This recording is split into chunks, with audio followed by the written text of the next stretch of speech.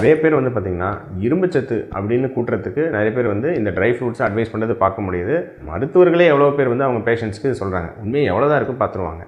100 gram பேரிச்சம்பழத்தில் உங்களுக்கு வந்து பார்த்தீங்கன்னா 1 மில்லிகிராம் இரும்புச்சத்து தான் இருக்குது. இன்னும் ஒரு நாளைக்கு 15 மில்லிகிராம் தேவை. சரிங்களா, இரும்புச்சத்து. ஸோ இப்போ 15 மில்லிகிராமும் பேரிச்சம்பழத்துலேருந்து எடுக்கணும்னு வச்சுக்கோங்களேன். எவ்வளோ சாப்பிடணும் பேரிச்சம்பழம்? ஸோ கால்குலேட் பண்ணி பாருங்கள், குட்டி கழிச்சு பாருங்கள், கணக்கு சரியாக வரும் அப்படின்னு பார்த்தா ஒரு நாளைக்கு நீங்கள் 1.5 கிலோ பேரிச்சம்பழம் சாப்பிடணும். 1.5 கிலோ பேரிச்சம்பழத்தில் எவ்வளோ கலோரி இருக்கும்?